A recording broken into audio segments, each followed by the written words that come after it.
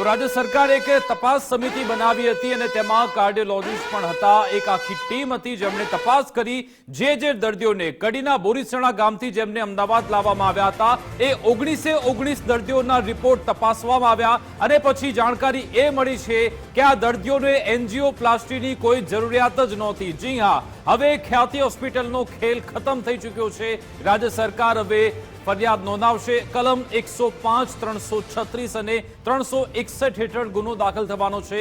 Hospital અને doctor સામે પણ ફરિયાદ નોંધાવવામાં આવશે અને આ ખ્યાતિ હોસ્પિટલને પીએમજે યોજનામાંથી બાકાત રાખવામાં આવી છે અને સૌથી મહત્વની બાબત એ છે આ દર્દીઓને કોઈ ઓપરેશનની જરૂરિયાત નથી। એકદમ તાજા માજા વ્યક્તિ હતા તે અને તેમને તેમના શરીર ચીરી નાખવામાં આવે અને તેમના મોત થઈ ગયા છે। આખરે અગ્ર સચિવે શું કહ્યું, આરોગ્ય વિભાગના અગ્ર સચિવે આજે શું નિવેદન આપ્યું, પહેલા તે સાંભળી લઈએ। તપાસ સમિતિના ડોક્ટરોએ એ તમામ કેસ પેપર્સનું રિવ્યૂ કર્યો। રિવ્યૂ પરથી ધ્યાને આવ્યું કે જે 7 વ્યક્તિઓને એન્જિયોપ્લાસ્ટી કરવામાં આવી ખરેખર એમને ક્લિનિકલી એમને જે સમસ્યા રજૂ કરી હતી એના સંદર્ભમાં અથવા જ્યારે એન્જિયોગ્રાફી કરી એ વખતે અંદર હૃદયનું જે ચિત્ર દેખાયું એના સંદર્ભમાં ખરેખર પ્લાસ્ટી કરવાની જરૂરત હતી નહીં। તપાસ સમિતિએ પણ ત્યારે કીધું કે એન્જિયોપ્લાસ્ટી થઈ ગયા પછી જે પોસ્ટ ઓપરેટિવ સારવાર આપવા જતી હતી એ યોગ્ય સારવાર આપવામાં નહીં આવી। એટલા માટે રાતના 10 વાગે જે રેકોર્ડમાં નોંધ્યું છે એ પ્રમાણે 2 ઇસમોના મૃત્યુ થયા છે। એક ખ્યાતિ હોસ્પિટલને તાત્કાલિક ધોરણે પીએમજેવાયમાંથી ડીએમ પેનલ કરી છે, ડીબાર કર્યા છે એમને। 2 આ હોસ્પિટલના માલિક જે હોય અગર એ અન્ય કોઈ પણ હોસ્પિટલમાં હિત ધરાવતા હોય તો એ બીજી હોસ્પિટલ સામે પણ પગલાં લેવામાં આવશે। 3 આજે એન્જિયોગ્રાફી અને એન્જિયોપ્લાસ્ટી કરનારા જે ડૉક્ટર છે એ ડૉક્ટર પીએમજેવાય અન્વયે અન્ય કોઈ પણ જગ્યાએ એ માન્ય ડૉક્ટર તરીકે ગણવામાં આવશે નહીં। 4 જરૂરિયાત વગરની સારવાર કરી અને સારવાર પછી યોગ્ય કાળજી ન લેવાના લીધે 2 વ્યક્તિઓના મૃત્યુ થયા છે અને રાજ્ય સરકારે મેડિકલ નેગ્લિજન્સથી પણ આગળનું કૃત્ય ગણ્યું છે।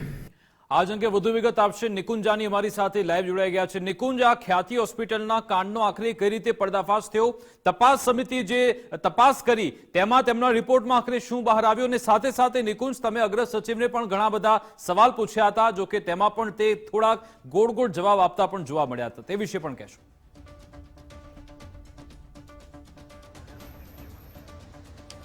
વિકાસ, ચોંકાવનારી હકીકતો વિગતો જે છે તે આરોગ્ય વિભાગની તપાસની અંદર બહાર આવી છે। સૌથી મોટી વિગત તો એ કે જે 7 લોકોના ઓપરેશન કરવામાં આવ્યા, એન્જિયોપ્લાસ્ટી કરવામાં આવી, તેમને હકીકતમાં આ પ્રકારના કોઈ ઓપરેશનની જરૂરિયાત જ નહોતી। જ્યારે પણ હૃદય સંબંધી ઓપરેશન થતું હોય છે ત્યારે તેની એક સીડી બનતી હોય છે, તે સીડી આરોગ્ય વિભાગ તરફથી તપાસવામાં આવી। તેમાં 7 દર્દીઓ કે જેના ઓપરેશન થયા, તેમને સ્ટેન્ડ બેસાડવામાં આવ્યા, તેમના હૃદયની અંદર કોઈ પણ પ્રકારનું બ્લોકેજ નહોતું, પરંતુ જે ખ્યાતિ હોસ્પિટલના માનવભક્ષી ડોક્ટરોએ જે રિપોર્ટ બનાવ્યા, જે ડોક્યુમેન્ટેશન તૈયાર કર્યું, તેની અંદર 90% જેટલું બ્લોકેજ જે છે તે બતાવવામાં આવ્યું। એનો મતલબ એ કે જે દર્દીઓના ઓપરેશન થયા તેને ઓપરેશનની જરૂરિયાત નહોતી, તે એકદમ સ્વસ્થ હતા। એક રીતે કહી શકાય તે પ્રકારે આ શિકારી જેમ પોતાની જાળ બિછાવે તે પ્રકારે આ નરભક્ષી ડોક્ટરોએ ગામમાં જઈને મેડિકલ કેમ્પના નામે જાળ બિછાવી આ દર્દીઓને ત્યાંથી અહીં લાવવામાં આવ્યા। દર્દીઓ પણ ન કહી શકાય તે પ્રકારે આ સ્વસ્થ વ્યક્તિઓને અહીં લાવવામાં આવ્યા, દર્દી બનાવવામાં આવ્યા અને તેમને જરૂરિયાત ન હોવા છતાં પણ પોતાની પૈસાની ભૂખના કારણે, પીએમજેવાય કાર્ડમાંથી ક્લેમ પાસ કરાવવાના ભૂખના કારણે આ દર્દીઓના ઓપરેશન જે છે તે કરવામાં આવ્યા। આરોગ્ય વિભાગે આ સમગ્ર તપાસ કરી છે અને આ તપાસની અંદર આ ચોંકાવનારી વિગતો જે છે તે સામે આવી છે। હવે રાજ્ય સરકાર કયા પ્રકારના પગલાઓ લેશે તો તેની અંદર રાજ્ય સરકાર ખુદ ફરિયાદી બની છે। ડોક્ટર, આ ઉપરાંત હોસ્પિટલ મેનેજમેન્ટ અને હોસ્પિટલના માલિક આ 3 સામે ગુનો નોંધાશે તે પ્રકારનું આરોગ્ય વિભાગે સ્પષ્ટતા કરી છે. આ ઉપરાંત આ હોસ્પિટલને પીએમજેવાય હોસ્પિટલોનું જે લિસ્ટ છે તેમાંથી પણ ડીએમ્પ્લોયમેન્ટ કરવામાં આવી છે, એટલે કે તેમાંથી તેને રદ કરવામાં આવી છે. જે ડોક્ટરોએ ઓપરેશન કર્યા તે ડોક્ટરોને પણ પ્રધાનમંત્રી આયુષ્યમાન કાર્ડ હેઠળ કોઈ પણ ઓપરેશન ન કરે તે માટે તેમને ડિસ્કોલિફાઈ કરવામાં આવ્યા છે. મેડિકલ કાઉન્સિલ પાસે સત્તા હોય છે ડોક્ટરોની ડોક્ટરી પ્રેક્ટિસ રદ કરવાની, તો તેને પણ સરકારે ભલામણ કરી છે કે આ તમામ નરભક્ષી ડોક્ટરો જે છે તેની મેડિકલ પ્રેક્ટિસ જે છે તે રદ કરવામાં આવે, તેને દૂર કરવામાં આવે. આ ઉપરાંત પોલીસ ફરિયાદ પણ થશે અને પોલીસ ફરિયાદ થશે તો ડોક્ટરો, તેના સંચાલકો અને તેના માલિકની ધરપકડ પણ થાય તે પ્રકારની પૂરી શક્યતા જોવાઈ રહી છે. પરંતુ આ ખ્યાતિ હોસ્પિટલની આ ખ્યાતનામ કરતૂતો છે અને આ પ્રકારની રાજ્યની અંદર કેટલી ખ્યાતિ હોસ્પિટલો ચાલતી હશે તેનો કોઈ આંકડો સામે નથી. અત્યાર સુધી રાજ્ય સરકારે લગભગ 3.66 કરોડ રૂપિયા જેટલા ચૂકવણું જે છે તે ખ્યાતિ હોસ્પિટલને પ્રધાનમંત્રી આયુષ્યમાન કાર્ડ હેઠળ કર્યું છે. આ પ્રકારના બોગસ ઓપરેશનો ખ્યાતિ હોસ્પિટલે અગાઉ કેટલા કર્યા હશે તે પણ એક મોટો સવાલ છે. તે અંગે પણ આરોગ્ય અગ્ર સચિવને સવાલ પૂછવામાં આવ્યા, તેમને ગોળ ગોળ જરૂરથી જવાબ આપ્યા, પરંતુ ગુજરાત ફર્સ્ટની માંગ છે કે તે અંગે પણ તપાસ કરવામાં આવે અને રાજ્યની અંદર આવી ખ્યાતિ હોસ્પિટલ કેટલી છે તેની સામે પણ તપાસ થાય.